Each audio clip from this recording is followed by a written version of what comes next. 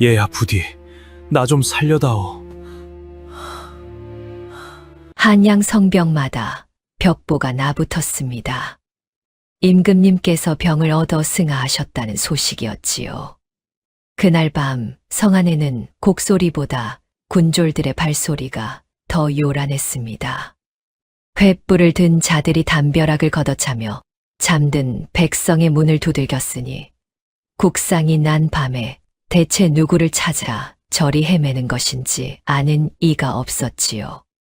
한편 그 시각 성벽 구석 무너진 오두막 안에는 웬 사내 하나가 피를 흘린 채 쓰러져 있었습니다. 10살배기 고아 돌쇠가 발끝으로 툭 건드린 그 몸뚱이는 낡은 누더기를 뒤집어 쓰고 있었지요. 그런데 달빛이 스며든 누더기 틈으로 금빛 실로 수놓은 용 한 마리가 발톱을 세우고 있었습니다. 컴컴한 밤이었습니다. 한양성 안 골목마다 붉은 횃불이 이리저리 흔들렸어요. 그 불빛을 든 것은 얼마 전까지 나라를 지키던 군인들이었죠.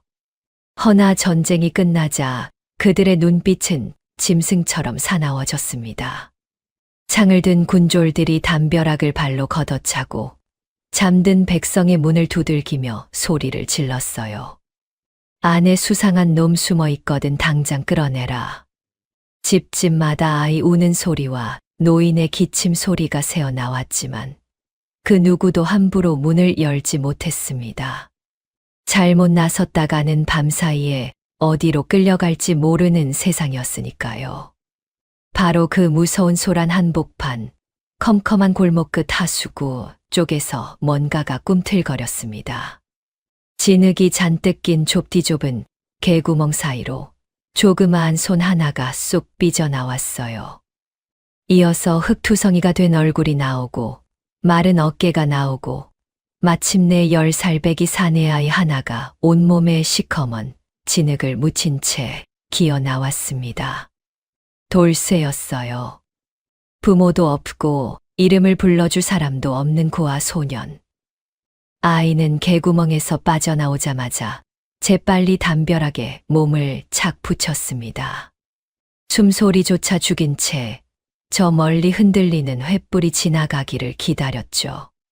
진흙 냄새와 하수구의 퀴퀴한 냄새가 코를 찔렀지만 돌쇠는 얼굴 한 번 찡그리지 않았습니다. 이런 구멍을 드나드는 일이라면 한양에서 돌쇠를 따라올 아이가 없었으니까요. 오늘따라 유독 심하네. 돌쇠는 작게 중얼거렸습니다. 여느 밤 같으면 군졸들이 이 골목까지 들어오는 일은 없었어요.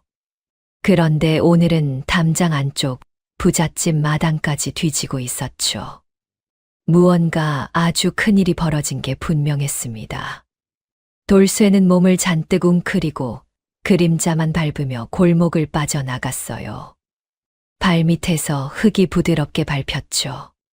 담과 담 사이 어른 하나 겨우 지나갈 좁은 틈으로 몸을 밀어넣고 지붕에서 지붕으로 이어지는 길을 눈으로 훑었습니다. 이 좁은 길들이 돌쇠에게는 세상 어느 데로보다 편안한 집이었어요. 그렇게 한참을 도망치듯 걷던 돌쇠의 눈에 길가에 나뒹구는 무언가가 들어왔습니다. 집신 한 짝이었어요. 그것도 반쯤 찢어져 앞코가 너덜너덜해진 누가 신다가 버린 낡은 집신이었죠. 보통 아이라면 발로 툭 차버리고 지나갔을 겁니다. 허나 돌쇠는 걸음을 멈추고 그 집신을 두 손으로 조심스레 집어들었어요. 어차피 내 신도 다 떨어졌는데. 돌쇠는 발을 들어 제 신발을 내려다보았습니다. 밑창이 달아 발가락이 다 나온 집신이었죠. 아이는 담벼락 아래쪽 그리고 앉아 주변에 흩어진 마른 지푸를 몇 가닥 주워 모았습니다. 그러고는 익숙한 손놀림으로 지푸를 베베 꼬기 시작했어요. 어찌나 야무진지 10살배기 손끝에서 지풀이 튼튼한 새끼줄로 척척 엮여 나갔습니다. 돌쇠는 찢어진 집신 앞코를 그 꼰 지푸로 촘촘히 감쌌습니다. 한 바퀴, 두닥퀴 벌어진 틈이 하나도 안 보이도록 꼼꼼하게 둘둘 말았어요. 그리고 발에 신어보고는 흙바닥을 몇 번 콩콩 굴러보았죠. 봐라. 볼품없고 다 망가졌어도 요렇게 따뜻하게 감싸서 고쳤으면 새 것보다 튼튼하지. 돌쇠는 저 혼자씩 웃었습니다. 아무도 보아주는 이 없는 어두운 골목이었지만 그 웃음만은 참으로 밝았어요. 세상 사람들 눈에는 버려진 쓰레기 같은 아이였지만 돌쇠는 버려진 것을 감싸 새 것보다 튼튼하게 만드는 재주를 가진 아이였습니다. 발이 편안해지자 돌쇠는 다시 걸음을 옮겼어요. 향한 곳은 성벽 가장 구석, 오래전 사람이 떠나 지붕이 반쯤 내려앉은 무너진 오두막이었습니다. 문짝도 없고 벽에는 큼지막한 구멍이 뻥 뚫려 있었지만 돌쇠에게는 비바람을 피할 수 있는 유일한 잠자리였죠. 허나 오두막에 닿기도 전에 큰 길 쪽에서 사람들이 웅성거리는 소리가 들려왔습니다. 돌쇠는 담 모퉁이에 몸을 숨기고 살며시 고개를 내밀었어요. 마을 어귀 큰 담벼락에 새하얀 종이 한 장이 커다랗게 붙어 있었습니다. 그 앞에 백성들이 잔뜩 모여 웅성대고 있었죠. 그를 아는 늙은 선비 하나가 떨리는 목소리로 벽보를 읽어 내려갔습니다. 임금님께서 갑작스레 병을 얻으시어 지난밤 승하하셨다. 순간 사람들 사이에서 곡소리가 터져 나왔습니다. 안악들이 소매자락으로 눈물을 훔치고 노인들은 그 자리에 주저앉아 땅을 쳤어요. 나라의 임금님이 하루아침에 세상을 떠났다니 그렇지 않아도 흉흉하던 성안이 더욱 무겁게 가라앉았죠.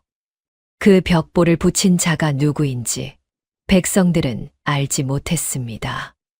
벽보에서 조금 떨어진 어둠 속 검은 갑옷을 입은 사내 하나가 팔짱을 낀 채 우는 백성들을 내려다보고 있었어요. 얼굴에는 서늘한 웃음이 걸려 있었죠. 나쁜 무관 최형욱이었습니다. 전쟁에서 공을 세워 힘을 얻자 이제는 그 힘으로 임금 자리마저 빼앗으려는 자였어요. 허나 그가 지금 붙인 벽보는 새빨간 거짓말이었습니다. 임금님은 죽지 않았어요. 최형욱의 반란을 눈치채고 간밤에 몸을 피해 어딘가로 도망쳤던 것이죠. 최형욱은 그 사실을 감추려고 임금님이 죽었다는 소문을 퍼뜨리는 한편 뒤로는 부하들을 풀어 성안 구석구석을 이 잡듯 뒤지고 있었습니다. 죽었다고 소문난 임금님을 정작 소문을 낸 자가 미친 듯이 찾고 있었던 거죠. 이 무서운 속내를 아는 것은 오직 최형욱과 그 부하들 뿐이었습니다. 벽보 앞에서 눈물 흘리는 백성들도 담 뒤에 숨은 돌쇠도 그저 임금님이 정말 돌아가신 줄로만 알았어요. 임금님이 돌아가셨다고. 돌쇠는 담벼락에 등을 기댄 채 나직이 중얼거렸습니다. 임금님이 어떤 분인지 얼굴 한 번 본 적 없는 돌쇠였지만 세상에서 가장 높은 어른이 사라졌다는 소식은 어린 마음에도 무섭게 다가왔어요. 왠지 오늘 밤 이 성안 전체가 커다란 무덤처럼 느껴졌습니다. 바로 그때 골목 저편에서 쿵쿵거리는 발소리가 커지기 시작했습니다. 횃불을 든 군졸 서너시 이쪽 골목으로 방향을 트는 게 보였어요. 돌쇠는 더 생각할 겨를도 없이 몸을 획 돌려 무너진 오두막으로 달렸습니다. 삐걱대는 벽 틈으로 몸을 쑤셔 넣고 어두운 오두막 안으로 미끄러지듯 들어갔죠. 숨을 헐떡이며 벽에 등을 붙이고 밖에 발소리가 지나가기만을 기다렸습니다. 그런데 그 순간 돌쇠의 발끝에 무언가 물컹한 것이 닿았어요. 돌쇠는 흠칫 놀라 고개를 숙였습니다. 어두워서 잘 보이지 않았지만 오두막 가장 구석진 자리에 커다란 무언가가 웅크리고 있었어요. 처음엔 버려진 가마니인 줄 알았죠. 그런데 그것이 아주 천천히 힘겹게 숨을 쉬고 있었습니다. 사람이었어요.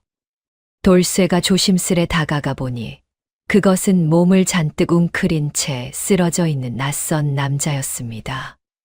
남자의 옆구리에서는 검붉은 피가 흘러 바닥을 적시고 있었어요.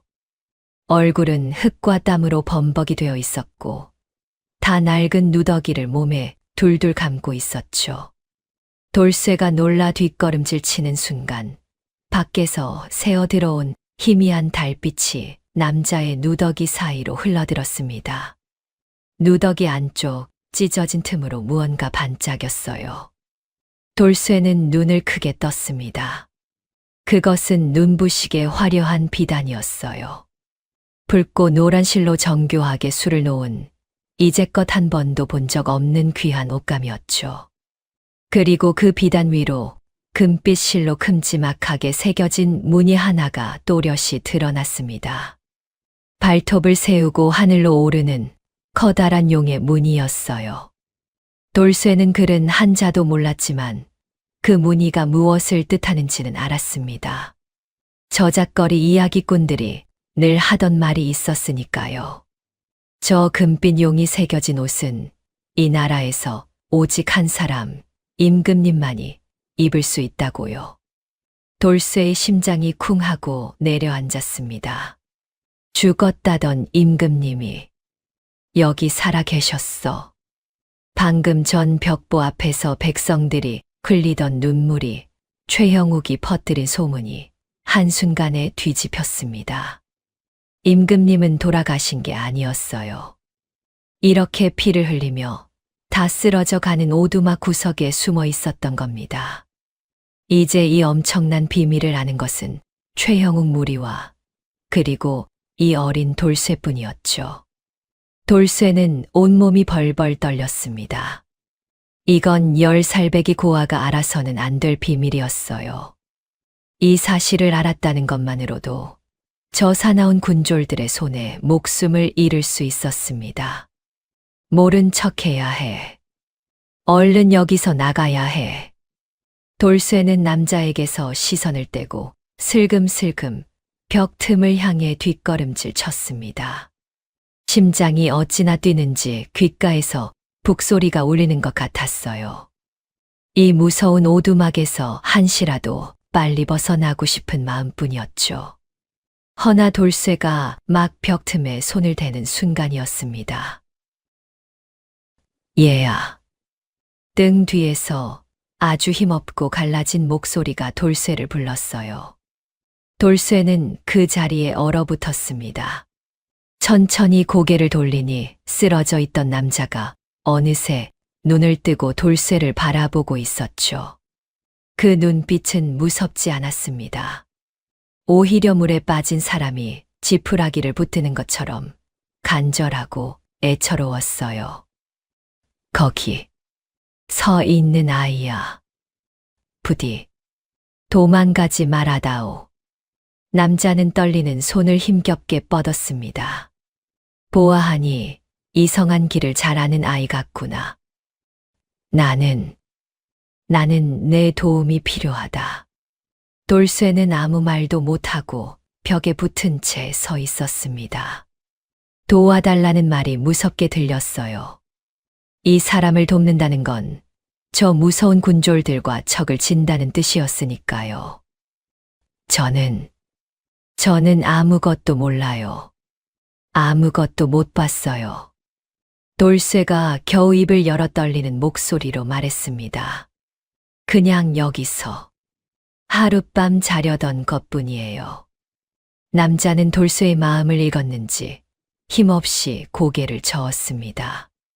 그러고는 벽에 등을 기대고 가쁜 숨을 몰아쉬며 말을 이었어요. 무서운 게 당연하다. 허나 이 나라가 지금 아주 위태롭다. 나쁜 자들이 백성을 괴롭히고 나라를 삼키려 한다. 오늘 내가 본 저 벽보도 사람들을 속이려는 거짓이다. 돌쇠는 저도 모르게 숨을 삼켰습니다. 죽었다던 임금님이 눈앞에 살아있으니 그 말이 거짓말이 아님을 이미 두 눈으로 확인한 참이었죠. 먼 시골 변방에 강무형이라는 장군이 숨어 살고 있다. 남자는 마지막 힘을 짜내듯 목소리를 높였습니다. 그 사람만이 이 나라를 다시 일으킬 수 있다. 나를 그에게 데려다다오. 아니, 데려다 주지 못하더라도 이 성 밖으로만이라도 나갈 수 있게 도와다오. 제발. 남자는 손을 뻗어 돌쇠의 작은 손목을 붙잡았습니다. 그 손은 얼음장처럼 차가웠지만 붙드는 힘만은 놀랄 만큼 간절했어요. 돌쇠는 어쩔 줄을 몰랐습니다. 마음 한구석에서는 얼른 이 손을 뿌리치고 도망치라고 외치고 있었어요. 이런 일에 엮이면 죽는다고. 너 같은 고아가 나설 일이 아니라고요. 여태 세상 누구도 돌쇠를 지켜준 적이 없었습니다. 그런데 어째서 돌쇠가 남의 목숨을, 그것도 나라에서 제일 높은 어른의 목숨을 지켜야 한단 말입니까? 나 하나 챙기기도 벅찬데. 돌쇠는 붙잡힌 손목을 슬며시 빼려 했습니다. 문 쪽으로 몸을 반쯤 돌리고 이 무서운 자리에서 그냥 달아나 버리려 했죠. 바로 그 순간이었습니다. 오두막 밖 아주 가까운 곳에서 여러 사람의 거친 발소리가 우르르 몰려왔어요. 진흙을 밟는 무거운 군화 소리, 창끝이 담벼락에 부딪히는 소리, 그리고 서로에게 명령하는 사나운 목소리까지. 돌쇠와 남자는 동시에 숨을 죽였습니다. 발소리는 점점 커지더니 마침내 무너진 오두막 바로 앞에서 뚝 멈추었어요. 이어서 누군가 벽을 창대로 쿵 두드리기 시작했습니다. 이 안에 누구 있느냐? 굵고 험한 목소리가 오두막 벽을 뚫고 들어왔습니다. 수상한 놈 하나가 이쪽으로 도망쳤다는 제보가 있었다. 안에 사람 있으면 당장 기어 나와라. 안 나오면 이 오두막에 그냥 불을 질러버릴 테다. 남자는 돌쇠의 손을 붙든 채 얼굴이 새하얗게 질렸습니다. 상처에서 흐르는 피 때문에 도무지 움직일 힘이 없었어요. 여기서 발각되면 그대로 끝이었죠. 돌쇠의 머릿속도 하얗게 얼어붙었습니다. 이제 정말로 마지막 선택의 순간이 온 것이었어요.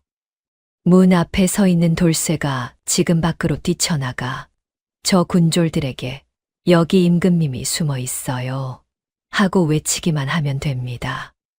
그러면 돌쇠는 이 위험에서 벗어날 뿐 아니라 어쩌면 큼지막한 상금까지 받을 수 있을지 몰랐어요.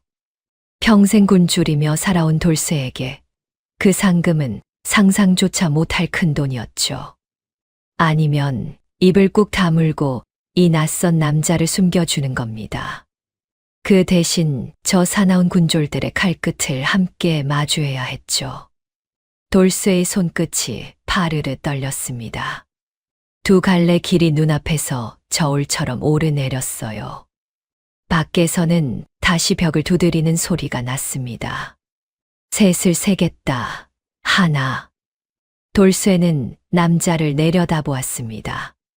남자는 이미 모든 것을 체념한 듯 눈을 감고 있었어요. 허나 그 감긴 눈가에서 굵은 눈물 한 줄기가 흘러내려 흙바닥에 뚝 떨어지는 것이 보였습니다. 나라에서 제일 높은 사람이 이 다 쓰러져 가는 오두막 구석에서 10살배기 고아 아이 하나에게 목숨을 맡긴 채 소리 없이 울고 있었어요. 둘. 그 눈물을 본 순간 돌쇠의 마음 속에서 무언가가 움직였습니다. 돌쇠는 여태 살면서 저작거리 군졸들이 백성을 어떻게 대하는지 수없이 보아왔습니다. 힘없는 노인을 밀치고 우는 아이의 밥그릇을 걷어차고 거짓 벽보를 붙여 온 성을 눈물바다로 만든 자들이었죠. 반면 눈앞에 이 사람은 저를 죽일 힘도 없이 그저 눈물로 도와달라 애원하고 있었어요. 돌쇠는 이를 악물었습니다. 그리고 문 쪽으로 향하던 몸을 획 돌렸어요. 셋. 밖에서 군졸들이 마지막 숫자를 외치며 벽 틈으로 손을 뻗어오는 순간 돌쇠는 남자에게로 달려들었습니다. 그러고는 남자의 귀에 대고 아주 작게 그러나 단단한 목소리로 속삭였어요. 움직이지 말고 숨만 쉬세요. 제가 어떻게든 해볼게요. 돌쇠는 재빨리 오두막 한쪽 구석을 살폈습니다. 무너진 오두막 안쪽에는 오래전 밥을 짓던 낡은 아궁이가 하나 있었어요. 그 아궁이 뒤로는 오랜 세월 쌓인 시커먼 재가 잔뜩 있었죠. 돌쇠는 남자를 부축해 그 아궁이 뒤로 밀어 넣었습니다. 그러고는 두 손으로 재를 벅벅 긁어 모아 남자의 몸 위에 마구 덮기 시작했어요. 화려한 비단옷도 피 흘리는 상처도 시커먼 재 속에 완전히 파묻혔습니다. 마지막으로 남자의 얼굴에까지 재를 살살 뿌려 어둠 속에서는 그저 무너진 잿더미로만 보이게 만들었죠. 그런 다음 돌쇠는 제 얼굴에도 흙과 재를 문질러 발랐습니다. 원래도 꾀죄죄한 얼굴이 이제는 완전히 거지꼴이 되었어요. 돌쇠는 헝클어진 머리를 더 헝클고 옷을 일부러 축 늘어뜨린 채 벽 틈을 향해 어슬렁어슬렁 걸어 나갔습니다. 아이고, 배고파 죽겠네. 돌쇠는 일부러 처량하고 늘어진 목소리로 중얼거리며 무너진 벽 틈 사이로 쑥 얼굴을 내밀었어요. 창을 겨누고 있던 군졸들이 흠칫 놀랐다가 그 정체가 꾀죄죄한 거지 아이임을 알고는 인상을 찌푸렸습니다. 뭐야, 웬 거지 새끼냐? 돌쇠는 냉큼 벽 밖으로 기어나와 군졸들 앞에 넙죽 엎드렸습니다. 그러고는 다짜고짜 앞장선 군졸의 바지가랑이를 붙잡고 매달렸어요. 나리, 저 사흘을 굶었습니다요. 밥 한 술만 주세요. 예, 아니면 엽전 한 입이라도. 돌쇠의 몸에서는 하수구에서 묻힌 진흙 냄새와 재 냄새가 진동을 했습니다. 군졸이 코를 막으며 다리를 마구 흔들었어요. 에이, 더러운 놈, 저리 안 떨어져? 이 냄새나는 놈이. 나리, 제발요. 저 아까 저쪽으로 도망가는 어떤 아저씨 봤어요. 밥 주시면 어디로 갔는지 알려드릴게요. 돌쇠가 능청스럽게 헛소리를 지어내며 큰 길 반대쪽을 손가락으로 가리켰습니다. 군졸들은 서로 눈치를 보았지만 이내 이 냄새 나는 거지 아이를 붙들고 있는 게 시간 낭비라 여긴 듯했어요. 어허, 여긴 아무것도 없구먼. 거지 새끼 소굴이었어. 앞장선 군졸이 발로 돌쇠를 툭 밀어냈습니다. 돌쇠는 엄살을 부리며 나뒹굴었죠. 저쪽이나 마저 뒤지고 가자. 이런데 임금이 숨어 있겠냐. 군졸들은 킬킬거리며 돌쇠를 비웃고는 돌쇠가 가리킨 큰 길 반대쪽으로 우르르 몰려갔습니다. 횃불이 점점 멀어지고 험한 발소리도 골목 저편으로 사라졌어요. 돌쇠는 나뒹군 채로 한참을 꼼짝 않고 엎드려 있었습니다. 군졸들의 기척이 완전히 사라진 것을 확인하고 나서야 천천히 몸을 일으켰죠. 온몸이 흙투성이었지만 돌쇠의 두 눈만은 어둠 속에서 별처럼 반짝이고 있었습니다. 돌쇠는 다시 오두막 안으로 기어들어가 아궁이 뒤 잿더미를 조심스레 헤쳤어요. 재를 뒤집어 쓴 남자가 힘겹게 눈을 떴습니다.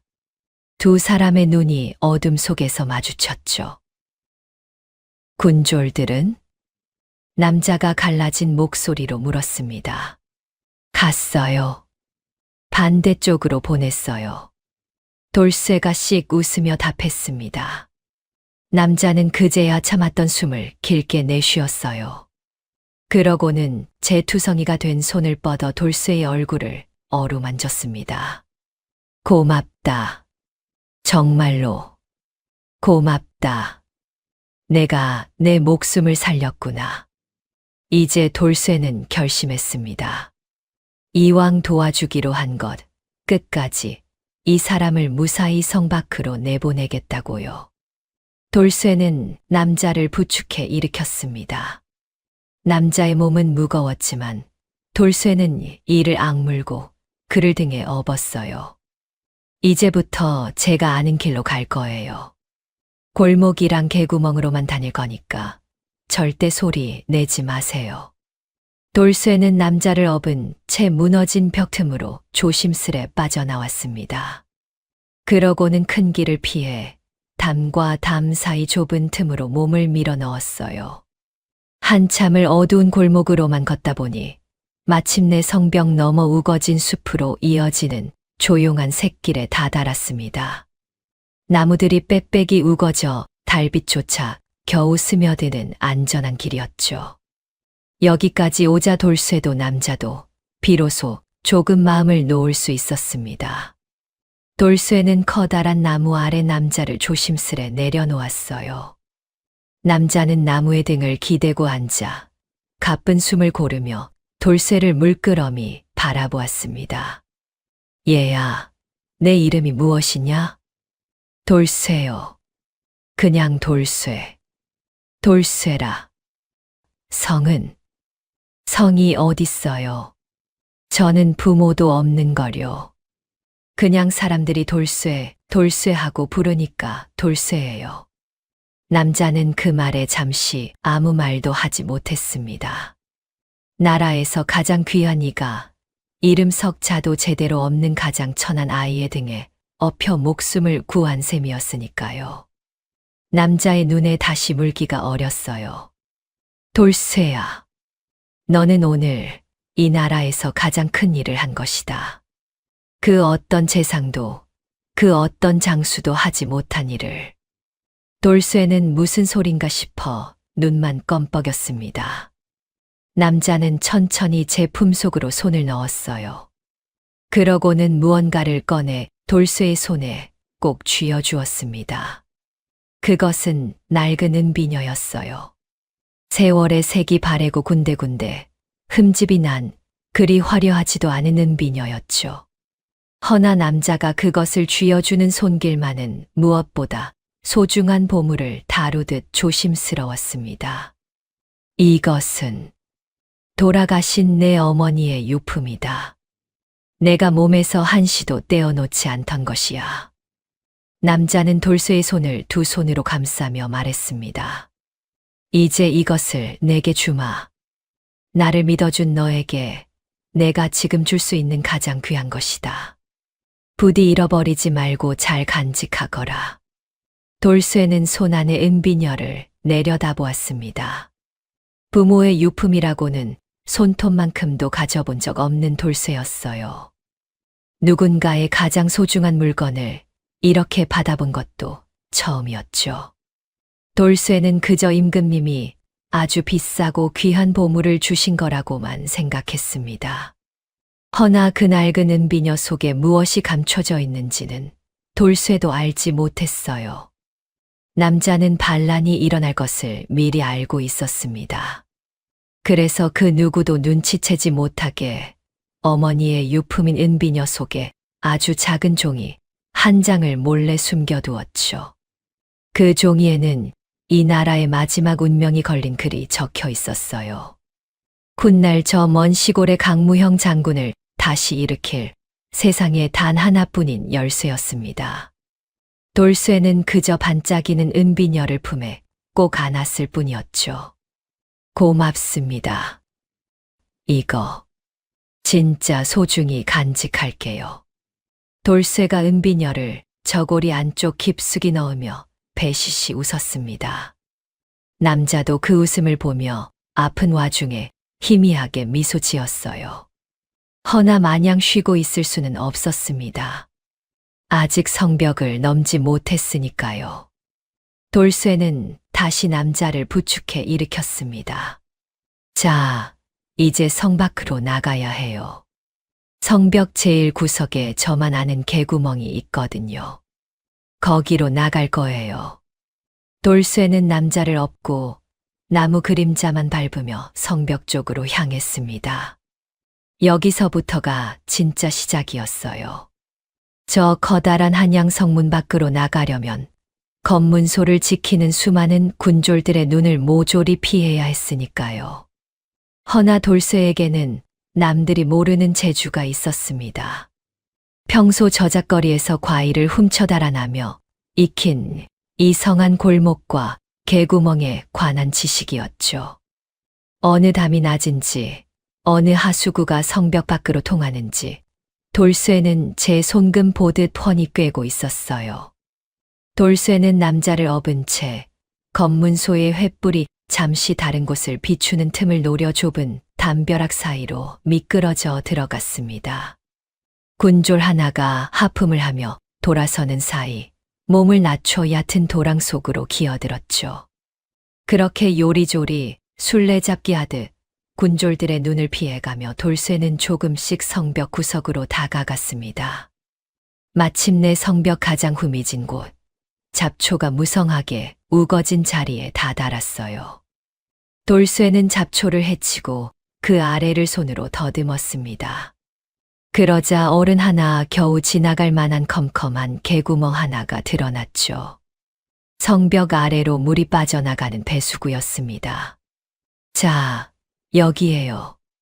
이 구멍만 지나면 성 밖이에요. 돌쇠는 먼저 남자를 그 구멍으로 밀어넣고 자신도 뒤따라 진흙 속을 기어 들어갔습니다. 축축하고 좁은 어둠 속을 한참 기어가자 마침내 앞쪽에서 서늘하고 시원한 바깥바람이 불어왔어요. 두 사람은 구멍을 빠져나와 마침내 한양 성벽 바깥 풀밭 위로 굴러 나왔습니다. 돌쇠는 벌떡 일어나 뒤를 돌아보았어요. 등 뒤로 거대한 한양 성벽이 검은 짐승처럼 우뚝 솟아 있었습니다. 그 안에서 벌어지던 무서운 소란도 사나운 군졸들도 이제 저 성벽 안에 갇혀 있었죠. 돌쇠와 남자는 성 밖으로 완벽하게 탈출한 것이었습니다. 됐다. 나왔어요. 우리가 나왔어요. 돌쇠가 기쁨에 겨워 작게 외쳤습니다. 남자도 풀밭에 주저앉은 채 성벽을 올려다보며 안도의 숨을 내쉬었어요. 허나 돌쇠는 여기서 마음을 놓지 않았습니다. 진짜 무서운 것은 저 성벽 안이 아니라 이제부터 시작될 추격일지도 몰랐으니까요. 돌쇠는 남자를 다시 업으며 말했습니다. 이제 시골로 가야 해요. 근데 그냥 큰 길로 가면 안 돼요. 놈들이 개를 풀면 냄새로 쫓아올 테니까요. 돌쇠는 코를 킁킁거리며 주변을 살폈습니다. 저 아래로 졸졸 흐르는 얕은 개울이 보였어요. 돌쇠는 일부러 그 개울 물속으로 첨벙첨벙 걸어 들어갔습니다. 발자국과 냄새를 물에 씻어 없애기 위함이었죠. 개울을 따라 한참을 걷다가 이번엔 자갈이 잔뜩 깔린 샛길로 올라섰어요. 자갈밭에서는 발자국이 남지 않으니까요. 돌쇠는 사냥개가 냄새를 맡지 못하도록 얕은 개울과 자갈밭 샛길만 요리조리 골라 밟으며 저 먼 시골을 향해 걸음을 재촉했습니다. 등에 업힌 남자는 어린 아이의 지혜에 그저 감탄할 따름이었죠. 그렇게 돌쇠가 남자를 업고 어둠 속으로 사라져 갈 무렵 한양 성벽 안 그 무너진 오두막에서는 전혀 다른 일이 벌어지고 있었습니다. 검은 갑옷을 입은 최형욱이 부하 몇을 이끌고 오두막 앞에 서 있었어요. 이 잡듯성안을 뒤졌으나 임금의 그림자조차 찾지 못하자 성벽 구석 후미진 곳까지 직접 확인하러 온 것이었죠. 최형욱은 무너진 벽 틈으로 오두막 안을 들여다보았습니다. 처음엔 그저 버려진 빈 오두막으로만 보였어요. 최형욱이 돌아서려는 순간 부하 하나가 아궁이 근처를 손가락으로 가리켰습니다. 대장님, 저기 바닥에 뭔가 검붉은 것이. 최형욱은 눈을 가늘게 뜨고 아궁이 앞으로 다가갔습니다.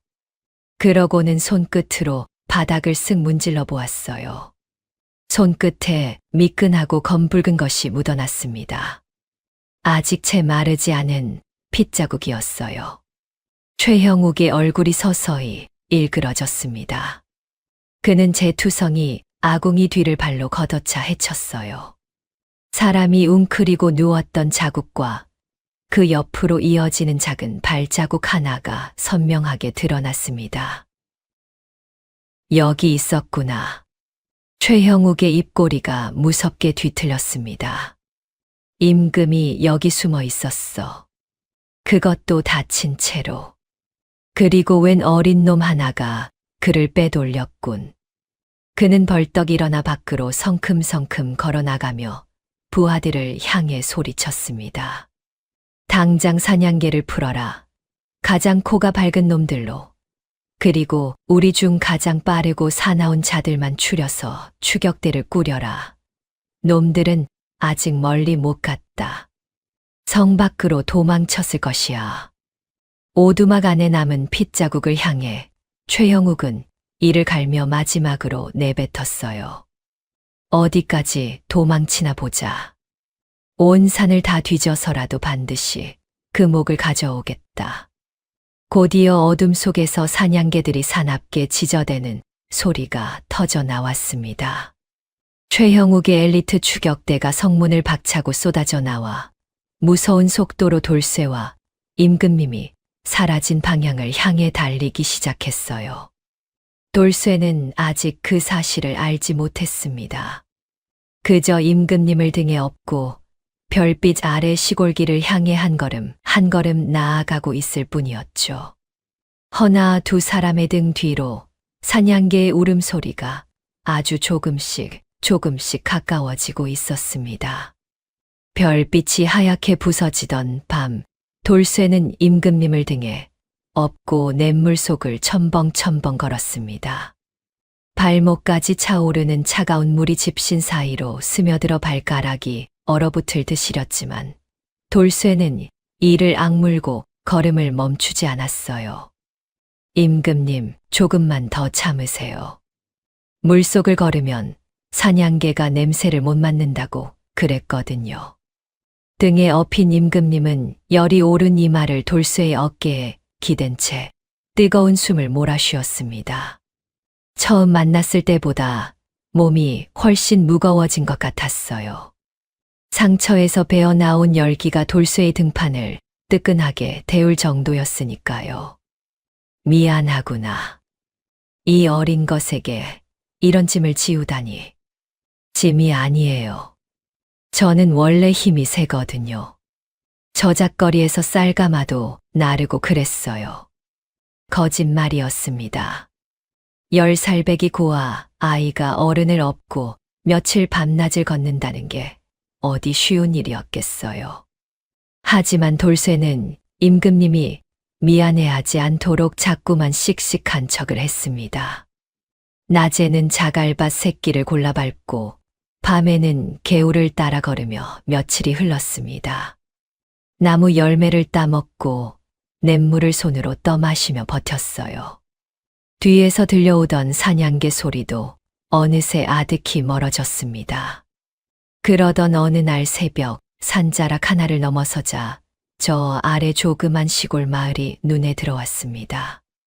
초가지붕 위로 아침밥 짓는 연기가 모락모락 피어오르고 논두길에는 물이 잔잔하게 고여 하늘빛을 담고 있었어요. 저기에요, 임금님, 강무형 장군님이 사신다는 그 마을. 돌쇠의 목소리에 임금님이 힘겹게 고개를 들었습니다. 마을 가장 끄트머리 감나무 한 그루가 서 있는 낡은 초가집이 보였어요. 마당에는 괭이며 삽 같은 농기구가 아무렇게나 세워져 있었고 한 사내가 우통을 벗은 채밭을 갈고 있었습니다. 돌쇠는 마지막 힘을 짜내 그 집 앞까지 뛰어갔습니다. 살인문을 밀고 들어서니 밭을 갈던 사내가 천천히 허리를 폈어요. 햇볕에 검게 그을린 얼굴, 굵은 팔뚝에는 오래된 흉터가 몇 개나 나 있었습니다. 눈빛만은 여전히 매섭게 살아 있었지만 어깨는 축 늘어져 있었죠. 장군님, 강무형 장군님이시죠. 사내가 흠칫 놀라며 손에 든 괭이를 슬며시 등 뒤로 감췄습니다. 그런 사람 없다. 나는 그저 농사 짓는 늙은이일 뿐이야. 그때 돌쇠의 등에서 임금님이 힘겹게 입을 열었습니다. 강 장군. 나일세. 이원이야. 그 목소리를 듣는 순간 사내의 얼굴이 하얗게 질렸습니다. 괭이가 손에서 툭 떨어져 흙바닥에 나뒹굴었어요. 그는 몇 걸음 뒷걸음질을 치더니 이내 고개를 세차게 저었습니다. 아닙니다. 전하께서는 병으로 승하하셨다고. 온 나라에 방이 붙었습니다. 거짓이야. 최형욱이 나를 죽이려고 반란을 일으켰네. 나는 겨우 목숨만 부지해 이 아이의 등에 업혀 여기까지 왔어. 강 장군, 자네만이 이 나라를 다시 일으킬 수 있네. 부디.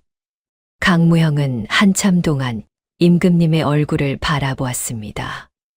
부어오른 눈두덩, 핏기 없는 입술, 누더기로 대충 가린 찢어진 용포. 그가 알던 늠름한 임금의 모습은 어디에도 없었어요. 돌쇠는 장군의 눈에서 무언가 흔들리는 것을 보았습니다. 잠깐이지만 분명 옛 주인을 향한 안타까움 같은 것이 스쳤거든요. 그래서 돌쇠는 이제 다 됐다고, 이 무서운 도망길이 드디어 끝났다고 생각했습니다. 하지만 강무형은 천천히 고개를 돌렸습니다. 돌아가십시오. 강 장군. 저는 이제 칼을 잡지 않습니다. 그 손으로 너무 많은 사람을 죽였고 너무 많은 부하를 잃었습니다. 저는 겁쟁이입니다. 나라를 구할 힘도 마음도 남아있지 않습니다. 그는 떨어뜨린 괭이를 주워들고 임금님과 돌쇠에게 등을 돌린 채 다시 밭으로 걸어갔습니다. 어서 떠나십시오. 누가 보기 전에. 그러고는 방으로 들어가 방문을 쾅 닫아버렸어요. 돌쇠는 그 자리에 우두커니 서 있었습니다. 등에 업힌 임금님의 몸이 조금씩 떨리는 것이 느껴졌어요. 며칠을 걷고 또 걸어 겨우 도착한 곳에서 마지막 희망이 눈앞에서 문을 닫아버린 것입니다. 바로 그 순간 돌쇠는 보지 못했지만 방 안의 강무형은 마당 구석에 놓인 커다란 항아리를 물끄러미 바라보고 있었습니다. 그 항아리 속에는 하얀 천으로 곱게 감싼 큰 칼 한 자루가 숨겨져 있었어요. 나라를 버렸다, 칼을 버렸다 입으로는 그렇게 말하면서도 그 칼만은 차마 내다 버리지 못하고 있었던 것이죠. 돌쇠와 임금님은 그 사실을 알지 못했습니다. 그저 장군이 자신들을 완전히 버렸다고만 생각하며 무너지는 가슴을 안고 그 집 마당을 서성일 뿐이었어요. 갈 곳이 없었습니다. 임금님의 상처는 점점 더 열이 올라 이제는 몸을 가누기조차 힘들어졌어요. 돌쇠는 마당 구석에 있는 허름한 가마니 창고를 발견하고 임금님을 그 안으로 부축해 드렸습니다. 임금님, 여기서 잠깐만 쉬세요. 제가 열을 내릴 약초를 구해 올게요. 장군님도 마음이 바뀌실지 몰라요. 아직 포기하기엔 일러요. 임금님은 가만히 위에 힘없이 몸을 눕히며 돌쇠의 손을 꼭 잡았습니다. 돌쇠야, 너는 참 좋은 아이구나. 이런 나 같은 늙은이를 위해. 늙은이라뇨. 임금님은 저희 은인이신걸요. 금방 올게요. 돌쇠는 창고 문틈으로 밖을 살핀 뒤 잽싸게 뒷산 쪽으로 달려나갔습니다. 한편 그 시각 시골 마을 입구로 흙먼지가 자욱하게 일어나고 있었습니다. 최형욱이 이끄는 나쁜 군인들이 사냥개를 앞세운 채 마을로 들이닥친 것이었어요. 사냥개들은 코를 킁킁대며 미친 듯이 지저댔고 군인들은 창칼을 번뜩이며 마을 사람들을 위협했습니다. 이 마을에 낯선 자가 들어오지 않았느냐. 다친 사내와 어린 놈이다. 바른 대로 말하지 않으면 마을을 통째로 불태워버리겠다. 논에서 일하던 농부도, 우물가에서 물을 깃던 안악도, 마당에서 놀던 아이도 모조리 밧줄에 묶여 마을 어귀로 끌려 나왔습니다. 사람들은 벌벌 떨며 아무것도 모른다고 손사래를 쳤지만 군인들은 아랑곳하지 않고 집집마다 문짝을 부수며 뒤지기 시작했어요. 최형욱은 말 위에 앉아 그 광경을 싸늘하게 내려다보았습니다. 그의 입가에는 잔인한 미소가 걸려 있었죠. 사냥개가 이 마을에서 냄새를 잃었다면 놈들은 분명 이 근처에 있다. 한 집도 빠짐없이 뒤져라. 군인들의 발소리가 마을 안쪽으로 강무형의 집 쪽으로 점점 다가오고 있었습니다. 그 사실을 까맣게 모른 채 임금님은 가만히 창고 안에서 홀로 몸을 일으켰습니다. 돌쇠가 약초를 구하러 간 사이 임금님은 이대로 물러설 수 없다고 생각했어요. 저 어린아이가 목숨을 걸고 자신을 여기까지 데려왔는데 어찌 장군의 문전박대 한 번에 포기할 수 있겠어요. 임금님은 벽을 짚으며 겨우겨우 마당으로 걸어 나갔습니다. 마침 강무형이 방문을 열고 마당으로 나오던 참이었어요. 강 장군. 강무형의 얼굴이 딱딱하게 굳었습니다. 아직도 안 가셨습니까? 임금님은 마당 한가운데 무릎을 꿇었습니다. 한 나라의 임금이 옛 부하 앞에 무릎을 꿇은 것이었어요. 강무형이 흠칫 놀라 다가가려 했지만 임금님은 손을 들어 그를 막았습니다. 강 장군, 나는 임금의 체면 따위 벌써 다 버렸네. 지금 이 순간 죄 없는 백성들이 최형욱의 손에 죽어가고 있어. 자네가 아니면 그들을 구할 사람이 없네. 부디 한 번만. 그 순간 강무형의 얼굴이 불그락 일그러지더니 참았던 무언가가 터져 나왔습니다. 그만하십시오. 제가 전쟁에서 부하를 몇이나 잃었는지 아십니까? 제 손을 믿고 따라온 젊은 것들이 눈앞에서 픽픽 쓰러졌습니다. 어미 아비 있는 아들들이, 갓 장가든 사내들이. 그런데 또 그 피를 흘리란 말입니까? 또 사람을 죽이고 또 사람을 잃으란 말입니까? 강무형의 목소리는 짐승이 우는 것처럼 처절했습니다. 그는 항아리 쪽으로는 눈길 한 번 주지 않고 부들부들 떨리는 손으로 임금님을 지나쳐 성큼성큼 걸어 나갔어요. 제 집을, 제 마당을 등지고 뒷산 쪽으로 도망치듯 사라져 갔습니다. 강 장군, 강무형. 임금님이 애타게 불렀지만 장군의 등은 점점 멀어질 뿐이었어요. 오랜 세월 쌓아온 임금과 신하의 믿음이 그렇게 완전히 무너져 내리는 것 같았습니다. 바로 그때였습니다. 찾았다. 여기 다친 놈이 있다. 우당탕 하는 소리와 함께 강무형의 집 마당으로 군인들이 쏟아져 들어왔습니다. 그들의 발이 기와 조각을 밟아 자박자박 소리를 냈고 순식간에 마당은 창칼을 든 군인들로 가득 찼어요. 무릎을 꿇고 있던 임금님은 미처 몸을 피할 새도 없이 그 자리에서 붙잡히고 말았습니다. 그 시각 뒷산에서 약초를 캐던 돌쇠는 문득 이상한 낌새를 느꼈습니다. 산 아래 마을 쪽에서 개 짖는 소리와 사람들의 비명이 뒤섞여 들려왔던 거예요. 돌쇠는 캐던 약초를 그어쥔 채 불이 나게 산을 내려왔습니다. 그리고 나무 뒤에 몸을 숨긴 채 강무형의 집을 내려다본 순간 심장이 얼어붙는 것 같았어요. 강무형의 집은 이미 군인들에게 완전히 둘러싸여 있었습니다. 마당에서는 임금님이 밧줄에 묶인 채 끌려 나오고 있었고요. 돌쇠는 눈앞이 캄캄해졌습니다. 하지만 이대로 임금님을 두고 볼 수는 없었어요. 돌쇠는 발밑에서 주먹만 한 돌멩이를 집어들고 있는 힘껏 반대편 담장 쪽으로 던졌습니다. 와장창 돌멩이가 항아리를 깨뜨리는 소리가 요란하게 울렸어요. 저쪽이다. 누가 있다. 군인 몇이 소리 나는 쪽으로 우르르 몰려갔습니다.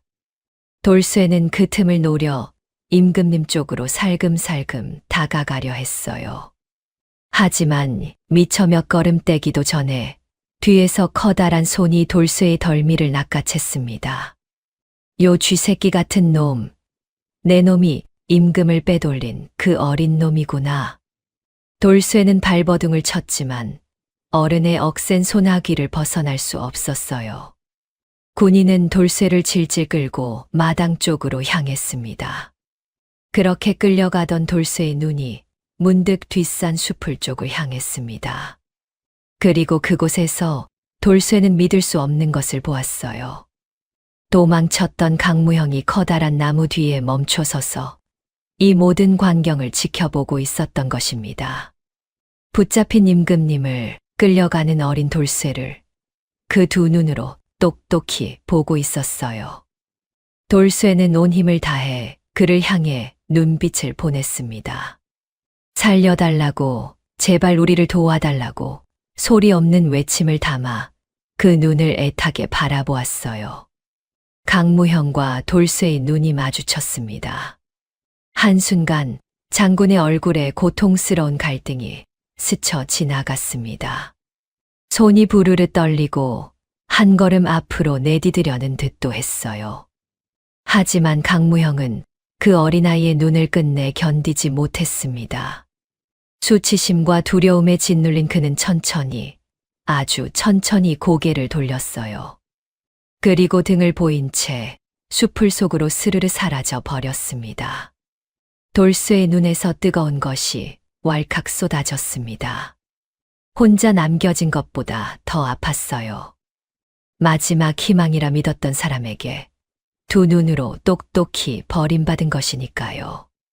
돌쇠는 더 이상 저항할 힘도 없이 군인의 손에 질질 끌려 강무형의 집 마당으로 들어갔습니다.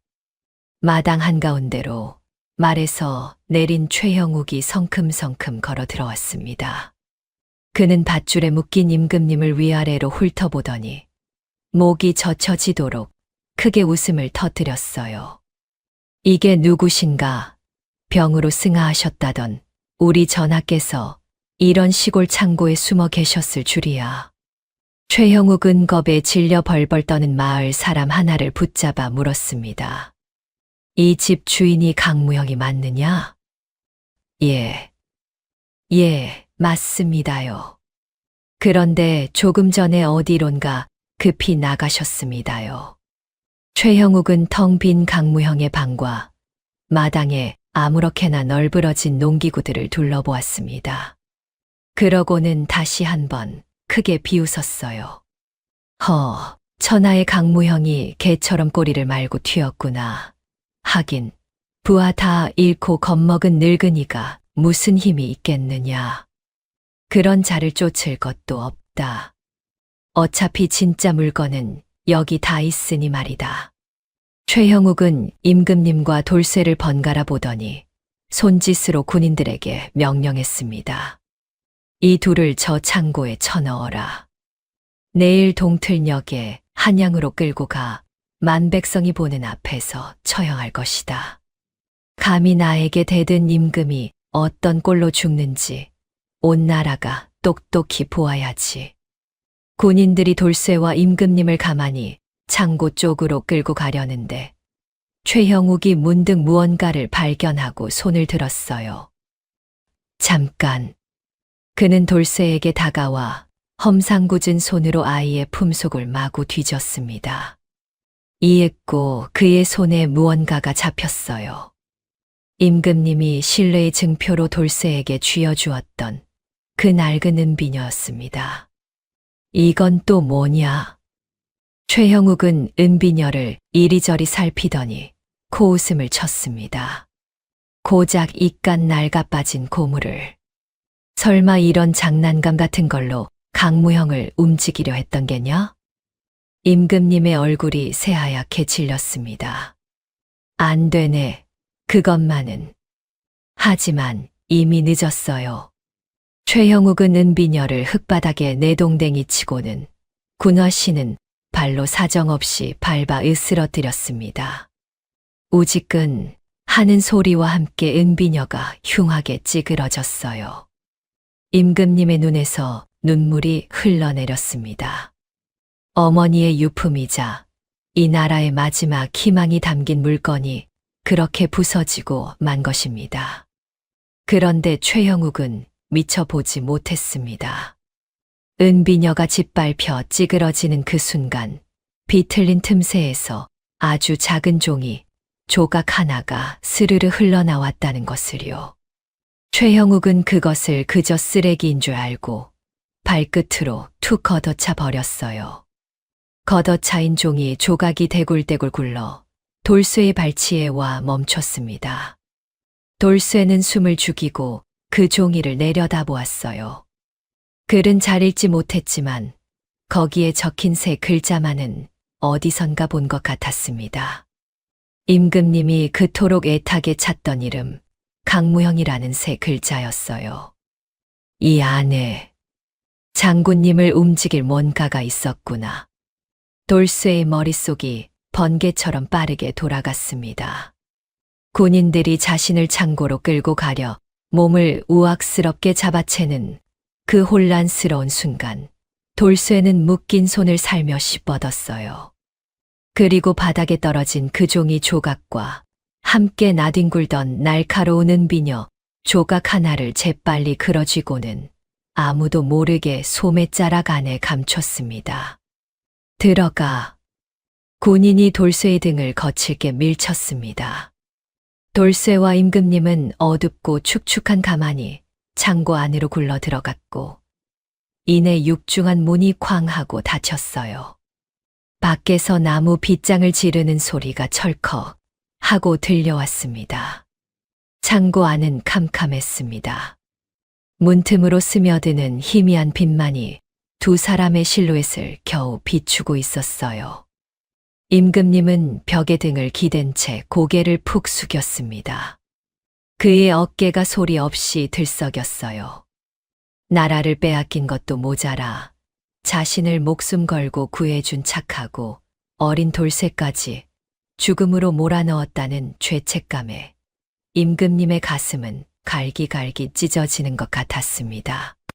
돌쇠야. 임금님이 떨리는 목소리로 돌쇠를 불렀습니다. 어둠 속에서 돌쇠의 손을 더듬어 잡은 임금님은 그 작은 손이 온통 상처투성이인 것을 느끼고 흐느꼈어요. 담장을 넘고 돌을 던지고 끌려오면서 긁히고 까진 상처들이었죠. 이 어린 손이 나 때문에 이렇게 다 망가졌구나. 내가 무슨 임금이라고. 임금님, 괜찮아요. 저는 원래 이런데 익숙해요. 하나도 안 아파요.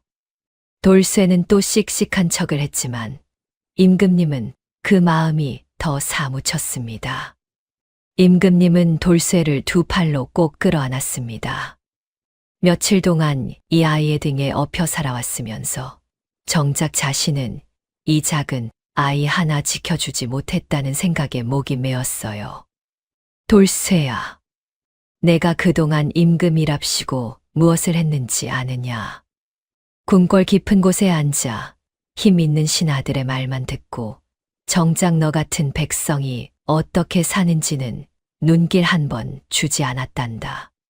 진짜 임금이라면 힘을 자랑할 게 아니라 너처럼 작고 소중한 백성들을 먼저 따뜻하게 감싸주었어야 했는데 내가 그걸 이제야 다 잃고 나서야 깨닫는구나.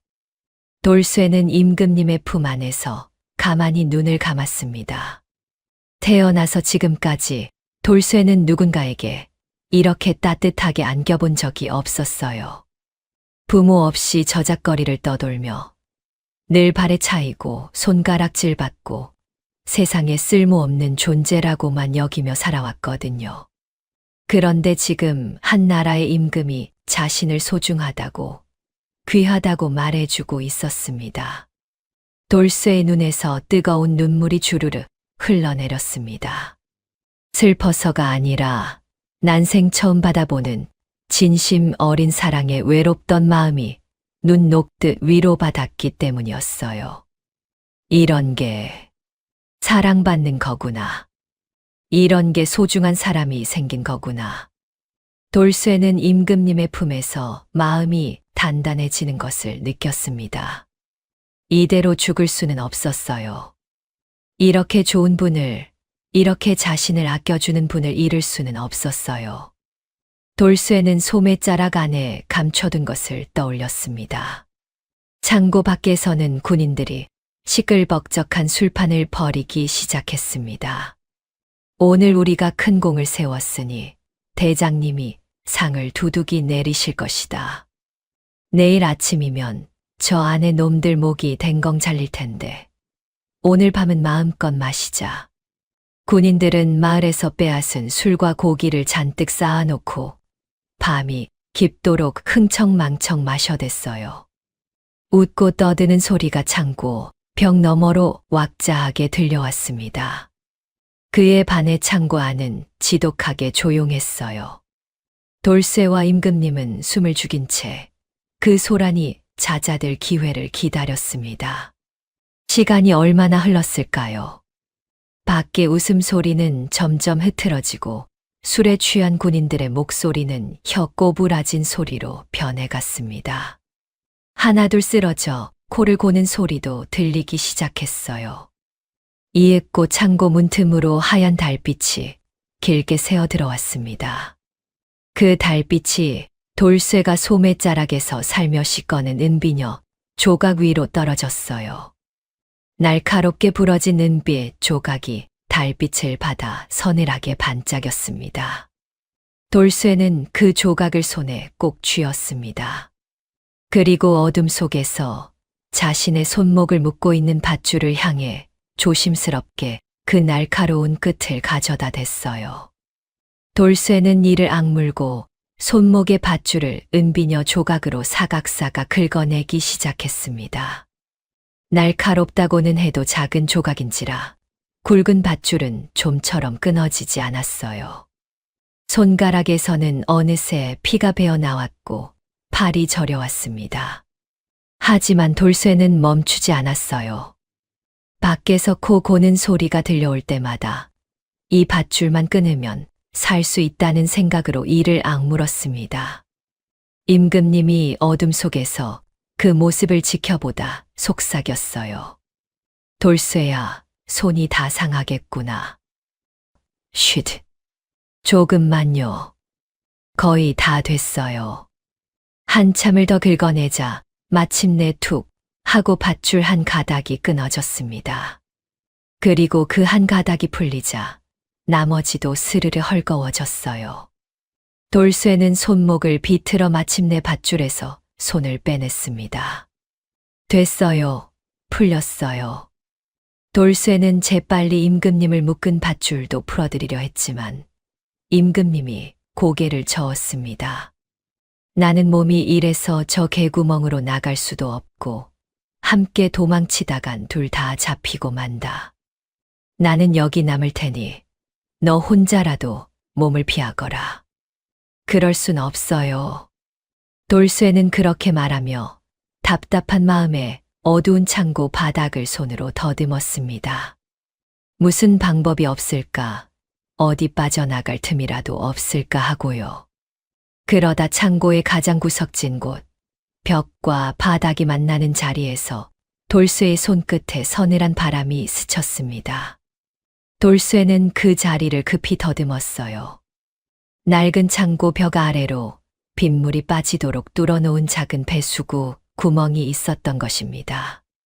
어른은 어림도 없지만 몸집 작은 아이 하나는 겨우 빠져나갈 만한 크기였어요. 돌쇠의 눈이 번쩍 뜨였습니다. 한양에서 숱하게 드나들던 바로 그 개구멍이었으니까요. 임금님, 여기 개구멍이 있어요. 제가 빠져나갈 수 있어요. 캄캄하던 창고 안에 신락 같은 희망의 빛이 스며들었습니다. 돌쇠는 소매자락에서 아까 주워둔 종이 조각을 꺼내 달빛에 비추어 임금님께 보여드렸어요. 임금님, 이거요. 아까 은비녀가 부서질 때 이 안에서 나온 거예요. 여기 장군님 이름이 적혀 있어요. 이 안에 장군님을 움직일 뭔가가 있는 거죠. 그 종이 조각을 본 임금님의 눈이 크게 흔들렸습니다. 부서진 은비녀 속에 숨겨두었던 나라의 마지막 명운이 걸린 그 신표였어요. 최형욱조차 몰랐던 세상에서 오직 임금님만이 알던 마지막 열쇠. 돌쇠야, 그것이 어떻게 내 손에 제가 몰래 주워뒀어요. 임금님, 이걸 장군님께 갖다 드리면 되는 거죠.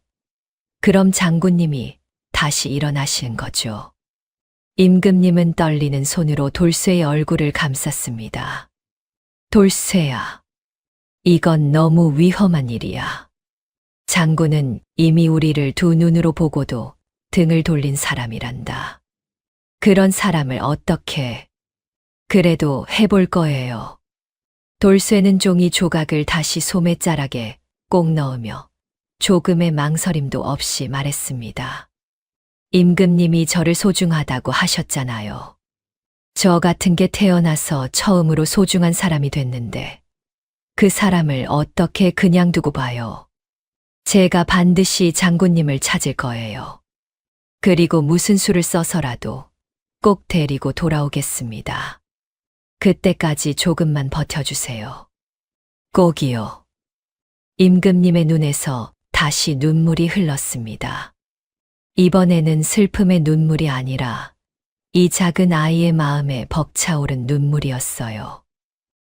그래, 돌쇠야. 부디 몸 조심하거라. 부디. 돌쇠는 임금님께 꾸벅 절을 하고는 개구멍 앞에 몸을 웅크렸습니다. 어깨를 좁게 오므리고 머리부터 조심스럽게 구멍 안으로 밀어 넣었어요. 흙과 거미줄이 얼굴에 잔뜩 묻었지만 이런 건 어릴 적부터 이골이 난 일이었죠. 돌쇠의 작은 몸이 개구멍 속으로 스르르 빨려 들어가듯 사라졌습니다. 창고 밖 서늘한 밤 공기 속으로 빠져나온 돌쇠는 술에 취해 골아 떨어진 군인들 사이를 살금살금 지나쳤어요. 그리고 담장 그림자에 몸을 착붙인 채 캄캄한 마을 어둠 속으로 소리 없이 뛰어나갔습니다. 가슴 속에는 부서진 은비녀에서 나온 작은 종이 조각 하나가 있었습니다. 하지만 돌쇠는 알고 있었어요. 자신이 찾아가야 할 그 사람은 이미 두 눈으로 자신들을 보고도 등을 돌려버린 사람이라는 것을요. 눈물을 흘리는 임금님을 외면하고 애타게 도움을 청하는 어린아이의 눈빛마저 뿌리치고 숲을 속으로 사라진 겁쟁이라는 것을요. 과연 그런 사람의 무너진 마음을 이 작은 아이가 어떻게 다시 일으켜 세울 수 있을까요? 달빛 아래 돌쇠의 작은 그림자가 잠든 마을을 가로질러 어디론가 바쁘게 사라져 갔습니다. 그 밤 마을의 어느 한 구석에서는 아직 꺼지지 않은 등불 하나가 홀로 희미하게 흔들리고 있었어요. 돌쇠는 캄캄한 마을을 이 잡듯 뒤졌습니다. 담벼락 아래 웅크리고 헛간 문을 살며시 열어 안을 들여다보고 뒷산으로 이어지는 오솔길까지 숨을 헐떡이며 뛰어 올라가 보았죠. 하지만 어디에도 그 사람은 없었습니다. 뒷산 숲을 속으로 등을 돌려 사라졌던 그 넓은 등판은 밤이 깊도록 그림자조차 보이지 않았어요. 돌쇠의 작은 발은 이미 자갈에 긁혀 벌겋게 부어 있었습니다. 지풀로 감싸 고쳐시는 낡은 집신도 며칠간의 험한 길에 다시 너덜너덜해져 있었죠. 그래도 돌쇠는 멈추지 않았습니다. 창고 안에 갇힌 임금님의 마지막 말이 자꾸만 귓가에 맴돌았거든요. 제가 반드시 장군님을 찾아 꼭 데리고 돌아오겠습니다.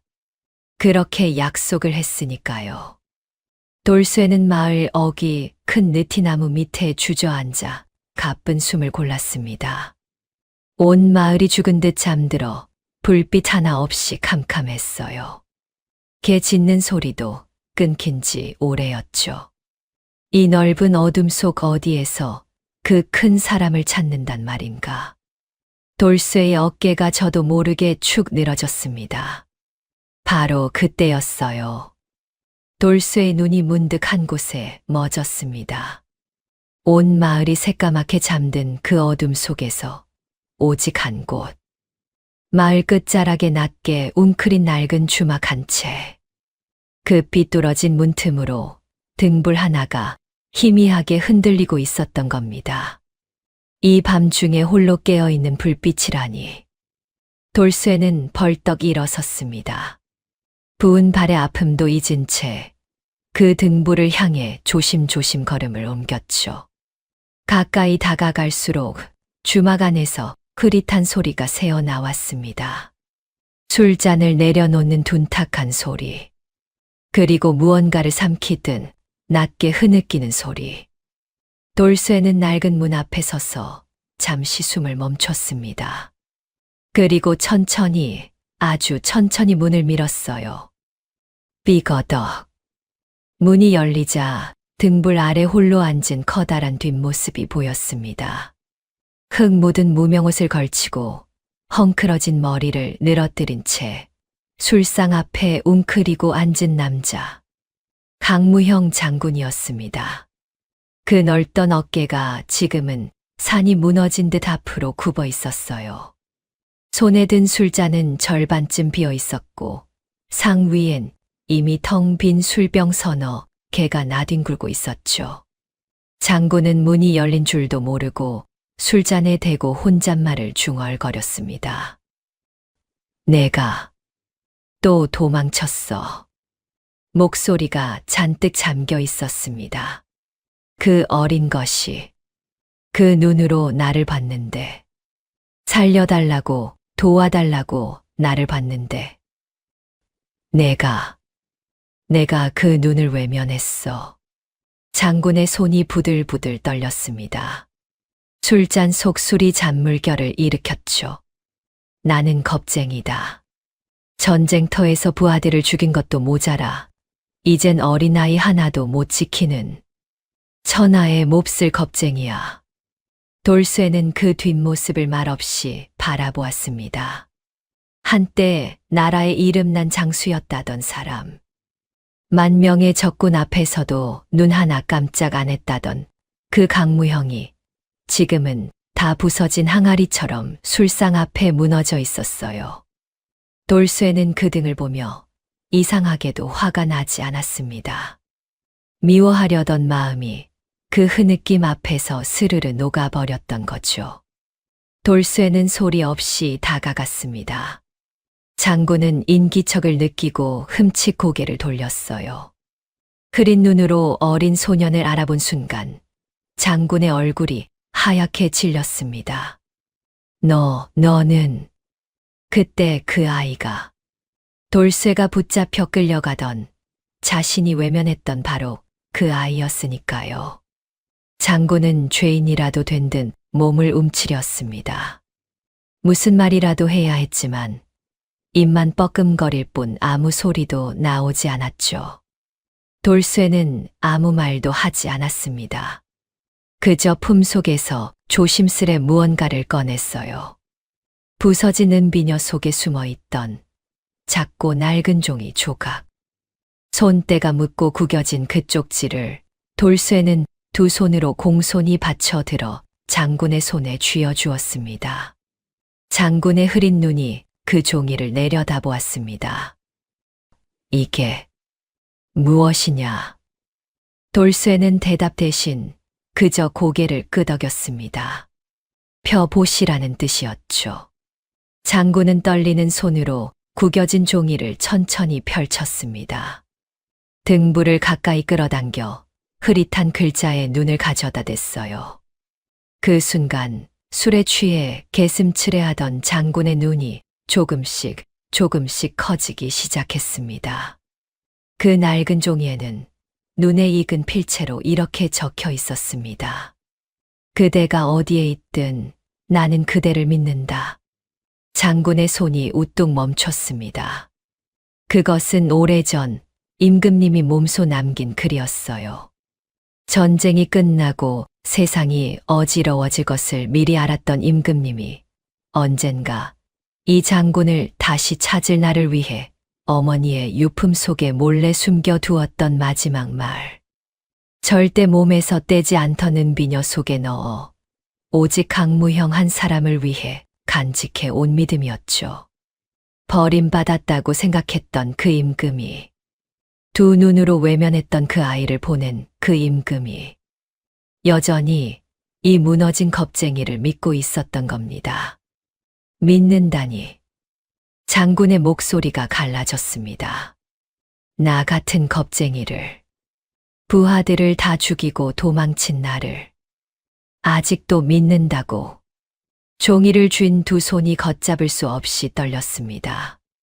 그 억세고 두꺼운 장군의 손이 마치 어린아이처럼 떨렸죠.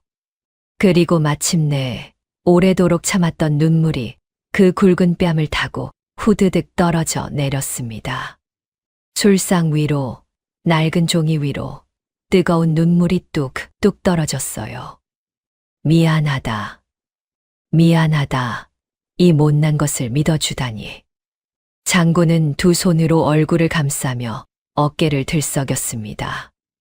몇 해를 두고 가슴 속에 꽉 막혀 있던 무언가가 그 낡은 종이 한 장에 뻥 뚫려 터져 나오는 듯했죠.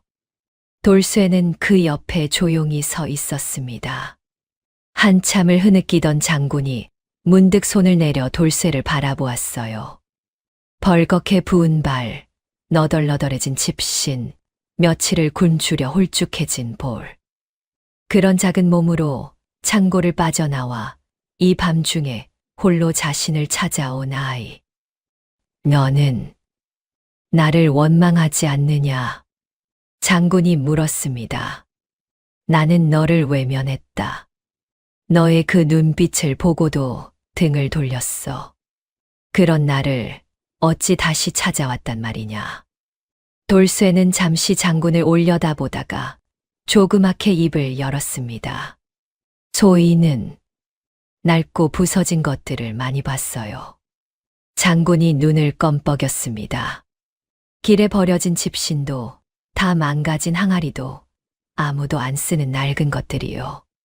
그런데 그런 것들도 따뜻하게 잘 감싸서 고쳐주면요, 새 것보다 더 튼튼하게 다시 쓸 수 있거든요. 돌쇠는 씩 웃었습니다. 장군님도 지금은 무너져 계시지만 원래 아주 튼튼한 분이셨잖아요.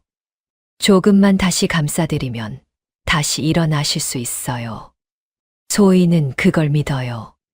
장군은 그 말을 듣고 한동안 아무 말도 하지 못했습니다. 이 어린 것이, 부모도 없이 천하게 자란 이 작은 아이가 세상 누구도 해주지 못한 말을 하고 있었으니까요. 무너진 사람을 손가락질하는 게 아니라 다시 일어날 수 있다고 믿어주는 그 마음. 장군은 그 마음 앞에서 자신이 얼마나 부끄러웠는지 몰랐습니다. 장군은 천천히 술잔을 내려놓았습니다. 그리고 소매자락으로 눈물을 쓱 훔치더니 두 손으로 무릎을 짚고 자리에서 일어섰어요. 굽었던 등이 펴지고 무너졌던 어깨가 다시 산처럼 솟아올랐죠. 흐릿하던 눈에 오래도록 죽어있던 불빛이 다시 살아나기 시작했습니다. 가자. 장군의 목소리에 이제는 떨림이 없었습니다. 내 임금이 아직 나를 믿고 계시다면 나도 다시 그분 곁으로 가야지. 이 늙은 칼을 마지막으로 한 번 더 뽑아야겠구나. 돌쇠의 얼굴에 환한 웃음이 피어올랐습니다. 그 밤 낡은 주막에 흔들리던 등불 아래에서 무너졌던 한 장수의 마음이 마침내 다시 일어서고 있었죠. 장군은 성큼성큼 문을 나섰습니다. 돌쇠가 그 뒤를 총총 따랐어요. 두 사람은 캄캄한 밤길을 나란히 걸었습니다. 큰 그림자와 작은 그림자가 달빛 아래 하나로 이어졌죠. 장군은 마을을 돌며 낡은 살인문들을 하나씩 두드렸습니다. 문을 연 사람들은 문 앞에 선 강무형의 얼굴을 보고 하나같이 눈이 휘둥그레졌어요. 그들은 모두 옛날 장군과 함께 전쟁터를 누볐던 부하들이었습니다. 지금은 다들 시골에 숨어들어 농사를 짓고 나무를 하고 조용히 늙어가던 옛 영웅들이었죠. 장군님, 정말 장군님이십니까? 한 늙은 부하가 떨리는 목소리로 물었습니다. 몇 해를 두고 죽은 듯 지내던 장군이 다시 눈에 불을 켜고 자기 앞에 서 있었으니까요. 미안하네. 내가 너무 오래 숨어 있었어. 장군이 그 손을 꼭 잡았습니다. 우리 임금께서 지금 역적의 손에 잡혀 계시네. 내일 동이 트면 한양으로 끌려가 목숨을 잃으실 판이야. 나는 다시 칼을 들려 하네. 자네들은 어찌하겠나? 늙은 부하의 눈에서 뜨거운 것이 왈칵 솟았습니다. 이 늙은 몸 진작에 장군님을 따라 죽었어야 했습니다. 무얼 더 물으십니까?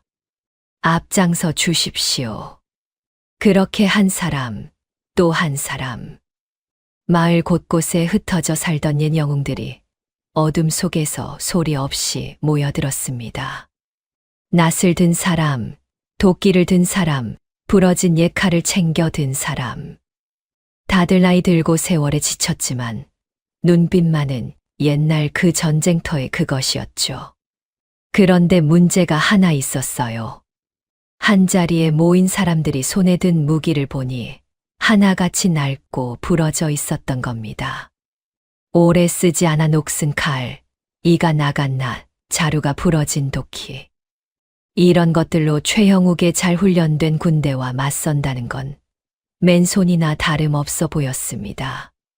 부하들의 얼굴에 근심이 어렸습니다. 바로 그때 돌쇠가 나섰어요. 소인이 좀 봐도 될까요? 돌쇠는 부러진 낫 하나를 집어들고 요리조리 살폈습니다. 그러더니 마당 구석에 쌓인 볏짚 더미로 다가가 지푸를 한 움큼 뽑아들었죠. 그 옛날 낡은 집신을 감싸 고치던 바로 그 솜씨로 돌쇠는 지푸를 손바닥에 대고 슥슥 비벼 단단한 새끼줄을 꼬기 시작했습니다.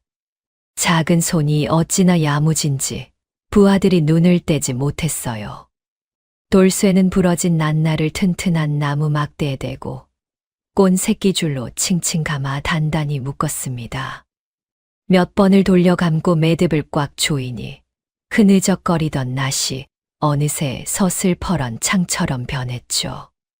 이가 나간 낫도 자루가 부러진 도끼도 돌쇠의 손을 거치자 하나씩 튼튼한 무기로 다시 태어났습니다. 이것 봐라. 이 아이 손재주가 보통이 아니구나. 늙은 부하가 감탄했습니다. 돌쇠는 그 말에 볼이 발그레해져서 더 신이 나 손을 놀렸어요. 버려진 것도요. 잘 감싸서 묶어주면 새 것보다 튼튼해져요. 이렇게요. 그렇게 돌쇠의 손을 거치며 낡고 부러졌던 무기들이 하나둘 든든한 창칼로 되살아났습니다. 부하들은 저마다 새로 태어난 무기를 손에 쥐고 오래 잊고 있던 무인의 기운을 되찾았죠. 무기를 다 고친 돌쇠는 이번엔 마당에 쪼그려 앉아 나뭇가지로 땅바닥에 그림을 그리기 시작했습니다. 장군님, 이건요, 장군님 댁으로 가는 길이에요. 여기 큰 길로 가면 군인들한테 딱 걸려요. 근데 소인이 아는 좁은 샛길이 있어요. 여기 담벼락 밑으로요. 요렇게 뚫린 개구멍이 있고 저쪽엔 물 빠지는 도랑이 있어서 이리로 돌아가면 아무도 모르게 뒤에서 딱 나타날 수 있어요. 장군은 돌쇠가 그린 지도를 들여다보며 눈을 반짝였습니다. 이 아이가 마을 구석구석을 어른보다 더 훤히 아는구나. 소인은 원래 개구멍 지나다니는 게 특기예요. 돌쇠가 자랑스럽게 웃었습니다. 부하들도 껄껄 웃었죠. 이 작은 아이가 그린 지도 한 장에 무너졌던 사람들의 얼굴에 다시 자신감이 돌아왔습니다. 이윽고 준비가 거의 끝났습니다. 한 부하가 새벽 공기를 손으로 재보며 말했어요. 새벽 기습은 뼛속까지 실 겁니다. 다들 옷을 든든히 껴입으시오. 그 말에 돌쇠도 늘 하던 대로 볏짚 더미에서 지푸를 한 알은 뽑아왔습니다. 그리고 얇은 제 몸에 지푸를 둘둘 감아 옷 속에 껴입었죠. 추운 겨울밤 늘 하던 버릇이었어요. 지푸로 몸을 감싸면 바람도 맞고 따뜻하니까요. 아무도 그 모습을 눈여겨보지 않았습니다. 그저 거지 아이의 오래된 습관이려니 했죠. 돌쇠는 두툼해진 배를 두드리며 씩 웃었습니다. 이러면 따뜻하고 좋아요. 낡아도 감싸면 튼튼하다니까요. 그렇게 새벽을 앞둔 어둠 속에서 모든 준비가 끝났습니다. 앞장선 강무형 장군, 그 뒤를 따르는 은퇴한 예지영웅들, 그리고 맨 앞에서 길을 안내하는 작은 길잡이 돌쇠. 이들은 소리 없이 그러나 굳센 걸음으로 최형욱의 군대가 진을 친 장군의 집을 향해 나아가기 시작했습니다. 동쪽 하늘이 아주 희미하게 밝아오고 있었죠. 한편 그 시각 장군의 집에서는 최형욱이 마당 한가운데 큰 화톳불을 피워놓고 부하들과 함께 밤새 술판을 벌이고 있었습니다. 승리를 다 잡았다고 여긴 그는 방심할 대로 방심해 있었죠. 마당 구석 가만히 창고 안엔 임금님이 홀로 갇혀 어둠 속에 웅크리고 있었습니다. 똥이 트면 저 안에 임금을 끌고 한양으로 간다. 최형욱이 술잔을 기울이며 낄낄 웃었습니다. 그 앞에서 내가 새 임금 자리에 오를 것이야. 하하, 강무형 그 겁쟁이는 꼬리를 말고 도망쳤겠다. 임금은 내 손에 있겠다. 이제 이 나라는 내 것이다. 그러나 최형욱은 알지 못했습니다. 바로 그 순간 마을의 좁은 샛길과 담벼락 밑 개구멍을 지나 강무형의 부대가 소리 없이 다가오고 있다는 것을요. 돌쇠가 앞장서 이끄는 대로 부하들은 큰 길을 피해 도랑을 따라 몸을 낮췄고 화톳불 빛이 닿지 않는 어둠을 골라 밟으며 사방에서 조용히 포위망을 좁혀갔습니다. 장군의 집 뒤편 담벼락에 다다랐을 때 강무형은 걸음을 멈췄습니다. 몇 해 만에 돌아온 제 집이었죠. 도망치듯 등지고 떠났던 그 집. 장군은 낮은 담을 소리 없이 넘어 어둠에 잠긴 마당 한 구석으로 다가갔습니다. 그곳엔 하얀 천으로 무언가를 감싸 넣어둔 낡은 항아리가 놓여 있었어요. 장군의 손이 그 항아리 뚜껑에 닿았습니다. 칼을 버리겠다. 다시는 잡지 않겠다. 그렇게 말하면서도 차마 버리지 못하고 이 항아리 속에 숨겨두었던 것. 장군은 조심스레 뚜껑을 열고 하얀 천에 쌓인 큰 칼을 두 손으로 꺼내 들었습니다.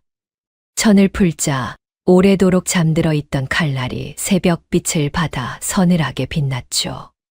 장군은 그 칼을 가만히 바라보았습니다. 버리고 도망쳤던 무관의 자기 자신이 바로 그 칼 속에 있었어요. 장군은 칼자루를 꽉 움켜쥐었습니다. 손끝에 전해지는 익숙한 무게에 오래 잊고 있던 자신이 온몸으로 돌아오는 것 같았죠. 이제 그는 다시 강무형 장군이었습니다. 신호를 보내라. 장군이 나직이 명했습니다. 그러자 반대편 곡식 창고 쪽에서 한 부하가 화톳불에서 불씨를 옮겨 마른 집더미에 불을 붙였습니다. 순식간에 불길이 치솟으며 밤하늘로 붉은 연기가 솟아올랐죠. 불이다. 창고에 불이 났다. 술에 취해 있던 최형욱의 군인들이 화들짝 놀라 그쪽으로 우르르 몰려갔습니다. 마당의 시선이 온통 불길로 쏠린 그 틈에 돌쇠는 불에서 멀찍이 떨어진 어둠 속에서 개구멍 우회조를 이끌고 소리 없이 적의 등 뒤로 파고들었어요. 이쪽이에요. 조용히 살금살금. 돌쇠가 앞장서 좁은 도랑을 따라 부하들을 이끌었습니다. 적들이 불 끄느라 정신없는 사이 우회조는 완벽하게 적의 후방을 장악했죠. 그리고 바로 그 순간 강무형이 번개처럼 마당을 가로질러 가만히 창고 문 앞으로 달려들었습니다. 그는 큰 칼을 높이 치켜들어 굳게 잠긴 창고 문을 단칼에 내리쳐 부쉈어요. 우지끈 나무 문이 산산조각나며 튕겨 나갔습니다. 어둠 속에 웅크려 있던 임금님이 깜짝 놀라 고개를 들었습니다. 부서진 문틈으로 새벽빛이 쏟아져 들어오고 그 빛을 등진 채 큰 칼을 든 커다란 그림자가 우뚝 서 있었죠. 헝클어진 머리, 흙 묻은 옷. 하지만 그 눈빛만은 임금님이 그토록 그리던 옛날 그 장수의 것이었습니다. 강 장군. 임금님의 목소리가 떨렸습니다. 전하, 늦어서 죄송합니다. 강무형이 무릎을 꿇으며 고개를 숙였습니다. 이 못난 신하가 이제야 왔습니다. 임금님의 눈에서 뜨거운 눈물이 주르르 흘러내렸습니다. 두 사람은 서로를 바라보았어요. 오해도 원망도 자책도 모두 녹아내린 그 눈빛 속에서 임금과 신하는 다시 하나가 되었습니다. 장군은 임금님을 부축해 일으키고 자신의 등 뒤로 안전하게 감쌌죠. 그때 불길을 끄던 최형욱이 이 광경을 보고 말았습니다. 뭐야, 강무형, 저놈이 어떻게 여기에. 최형욱의 얼굴이 흉하게 일그러졌습니다. 도망쳐 꼬리를 말았다던 그 겁쟁이가 지금 큰 칼을 들고 자기 앞에 떡 버티고 서 있었으니까요. 게다가 사방을 둘러보니 어느새 낯익은 옛 영웅들이 든든한 창칼을 들고 자신을 에워싸고 있었습니다. 이놈들이 언제? 최형욱은 그제야 자신이 포위당했음을 깨달았습니다. 하지만 그는 순순히 물러설 자가 아니었어요. 강무형, 겁쟁이 주제에 무얼 하려고 덤벼라. 최형욱이 칼을 뽑아 들고 강무형에게 달려들었습니다. 두 사람의 칼이 허공에서 부딪히며 불꽃이 튀었어요. 채챙. 새벽 공기를 가르는 날카로운 칼소리가 마당에 울려 퍼졌습니다. 최형욱도 만만치 않은 무관이었죠. 두 칼이 어지럽게 얽히고 부딪히고 스쳐 지나갔습니다. 하지만 시간이 흐를수록 승부의 저울추가 한쪽으로 기울기 시작했어요. 다시 자신을 되찾은 강무형의 칼은 세월이 무색할 만큼 매섭고 정확했습니다. 최형욱은 점점 뒤로 밀렸죠. 이럴 리가. 궁지에 몰린 최형욱의 눈에 비열한 빛이 번뜩였습니다. 그는 강무형과 칼을 맞대는 척하다가 슬그머니 왼손을 품속으로 가져갔어요. 그 안에서 그가 꺼낸 것은 작은 활과 화살이었습니다.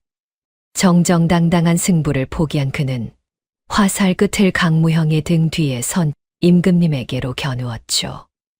내 놈들이 지키려는 임금부터 없애주마. 최형욱이 활시위를 팽팽하게 당겼습니다. 그 순간 모든 것이 아주 느리게 흘러갔어요. 시위를 떠난 화살이 새벽 공기를 가르며 곧장 임금님의 가슴을 향해 날아갔습니다. 강무형은 칼을 맞대고 있어 몸을 뺄 수 없었고 임금님은 그 화살을 미처 보지 못했죠. 모두의 시간이 얼어붙은 그 찰나 가장 먼저 움직인 것은 가장 작은 사람이었습니다. 돌쇠였어요. 안 돼요. 돌쇠는 생각할 틈도 없이 몸을 날렸습니다. 임금님과 화살 사이로 그 작은 몸을 잇는 힘껏 던졌죠. 두 팔을 활짝 벌려 임금님의 앞을 온몸으로 튼튼하게 감싸 안았습니다.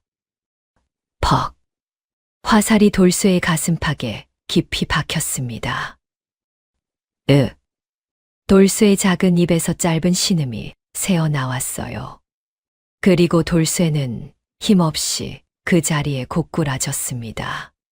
두 팔을 벌린 채 마당 흙바닥 위로 스르르 쓰러져 내렸죠. 작은 몸이 축 늘어져 더는 움직이지 않았습니다. 돌쇠야. 임금님이 비명을 질렀습니다. 세상이 멈춘 것 같았어요. 강무형도 부하들도 모두가 얼어붙었죠. 마당 흙바닥 위에 화살이 박힌 작은 아이가 미동도 없이 쓰러져 있었으니까요. 하하, 고작 거지 새끼 하나가. 최형욱이 쓰러진 돌쇠를 내려다보며 비열하게 비웃었습니다. 제 목숨 아까운 줄도 모르고 저 좋다고 뛰어드는 꼴이라니. 바로 그 한순간 돌쇠의 죽음을 비웃느라 최형욱이 자기도 모르게 방심한 그 한 호흡의 빈틈을 강무형은 놓치지 않았습니다. 이놈! 벼락 같은 외침과 함께 강무형의 칼이 허공을 갈랐습니다. 눈으로 좇을 수 없는 빠르기로 최형욱의 손목을 후려쳐 그 손에 들린 칼을 저 멀리 튕겨 날려버렸어요. 챙그랑 최형욱의 칼이 흙바닥에 나뒹굴었습니다. 미처 손 쓸 새도 없이 강무형의 칼끝이 최형욱의 목 앞에 정확히 멎었습니다. 움직이면 그대로 끝이다. 최형욱은 그 자리에 얼어붙었습니다. 온몸을 부들부들 떨며 감히 손가락 하나 까딱하지 못했죠. 천하를 삼키려던 역적이 이제는 한낱 오라줄에 묶일 신세가 되었습니다. 대장이 사로잡히자 남은 군인들도 하나둘 무기를 내려놓고 무릎을 꿇었습니다. 강무형의 부하들이 재빨리 그들을 에워싸 밧줄로 묶었죠. 그토록 백성들을 괴롭히던 역적의 군대가 새벽빛 속에서 힘없이 무너져 내렸습니다. 싸움은 끝났습니다. 하지만 임금님의 눈에는 승리의 기쁨이 조금도 보이지 않았어요. 임금님의 눈에 들어오는 것은 오직 하나. 마당 흙바닥 위에 두 팔을 벌린 채 쓰러져 움직이지 않는 작은 돌쇠뿐이었습니다. 돌쇠야, 돌쇠야, 눈을 떠보아라.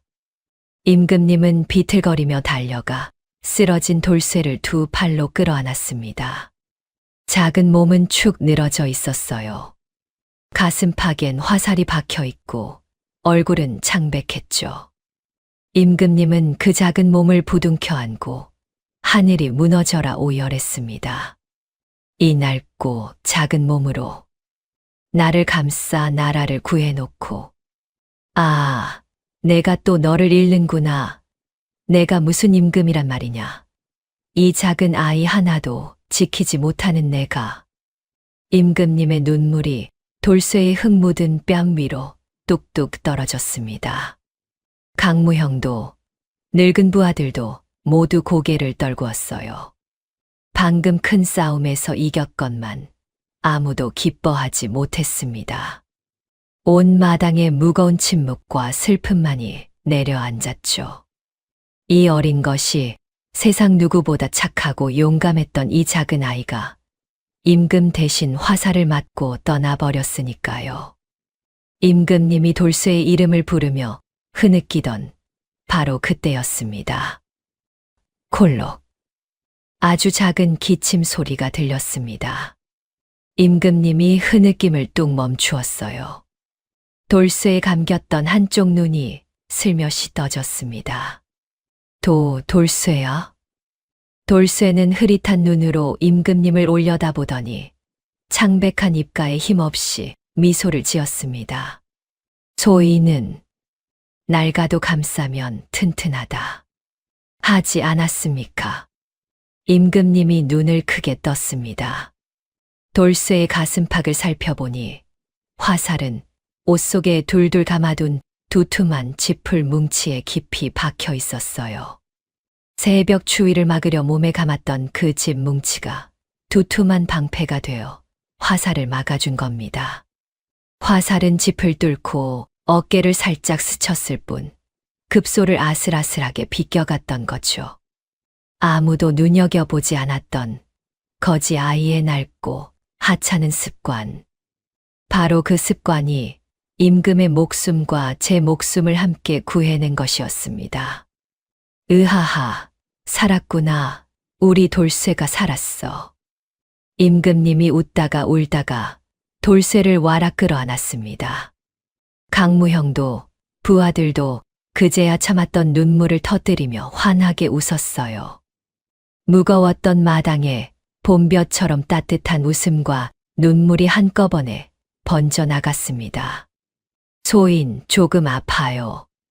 돌쇠가 어깨를 만지며 얼굴을 찡그리자 임금님은 얼른 팔을 풀고 그 상처를 조심스레 살폈습니다. 다행히 어깨의 상처는 깊지 않았어요. 집 뭉치 덕분에 목숨엔 아무 지장이 없었죠. 이윽고 오라줄에 묶인 최영욱과 그의 군대가 줄줄이 한양으로 압송되었습니다. 거리마다 백성들이 쏟아져 나와 그 광경을 지켜보았어요. 죽었다던 임금님이 살아 돌아오시고 백성을 괴롭히던 역적이 묶여 끌려가는 모습을 보며 사람들은 서로 얼싸안고 눈물을 흘렸습니다. 임금님의 죽음을 슬퍼하며 거짓말에 속아 있던 온 나라가 다시 밝은 웃음을 되찾았죠. 임금님은 온 마을 사람들이 지켜보는 가운데 돌쇠를 두 팔로 꼭 끌어안았습니다. 그리고 우렁찬 목소리로 선포했어요. 이 아이는 이 나라에서 가장 고귀한 나의 백성이다.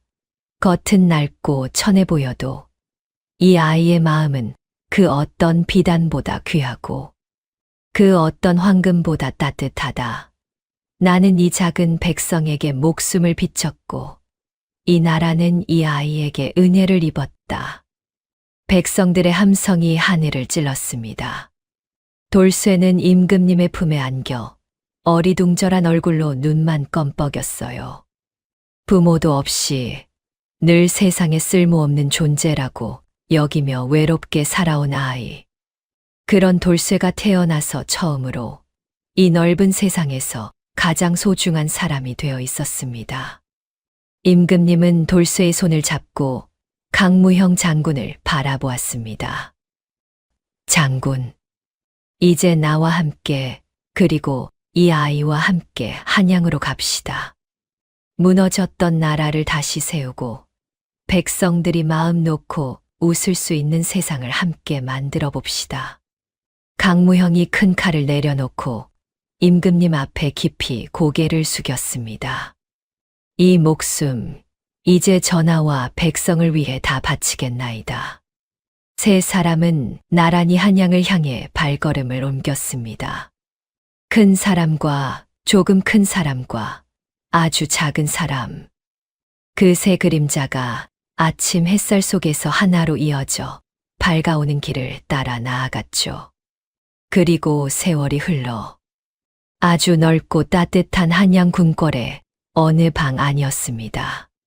창밖으로 눈이 소복소복 내리는 겨울날. 방 안에는 화로가 발갛게 타올라 훈훈했고 김이 모락모락 나는 떡이 소반 위에 소복이 담겨 있었어요. 그 소반을 가운데 두고 세 사람이 둥글게 둘러앉아 있었습니다. 이제는 진흙과 흙먼지 대신 깨끗하고 고운 옷을 차려입은 돌쇠. 볼이 통통하게 오르고 얼굴에 화색이 도는 돌쇠가 떡을 한 입 가득 베어 물고 활짝 웃고 있었죠. 그 옆에서 임금님이 돌쇠의 입가에 묻은 떡고물을 다정하게 닦아주었고, 강무형 장군은 그 모습을 흐뭇하게 바라보며 껄껄 웃었습니다. 돌쇠야, 천천히 먹어라. 체하겠구나. 헤헤, 이렇게 맛있는 떡은 처음 먹어봐요. 방 안에 따뜻한 웃음소리가 가득 찼습니다. 부모도 없이 더러운 하수구, 개구멍을 빠져나오며 늘 혼자였던 아이. 세상에 자기 같은 건 아무 쓸모도 없다고 여기던 그 외로운 아이가 이제는 세상에서 가장 따뜻한 방 안에서 세상에서 가장 든든한 두 사람과 함께 진짜 가족이 되어 웃고 있었죠. 첫 장면의 그 컴컴하고 더럽고 외롭던 개구멍과는 정반대의 자리였습니다. 낡고 천해 보여도 서로를 진심으로 감싸주는 따뜻한 마음. 바로 그 마음이 무너진 장수를 일으키고 잃어버린 나라를 되찾고 외롭던 한 아이를 세상에서 가장 귀한 사람으로 만들었죠. 창밖엔 하얀 눈이 소리 없이 내리고 방 안엔 떡 나누는 웃음소리가 오래오래 따뜻하게 이어졌습니다. 그렇게 세 사람의 이야기는 눈 내리는 겨울날의 온기처럼 두고두고 아름답게 전해져 내려왔답니다.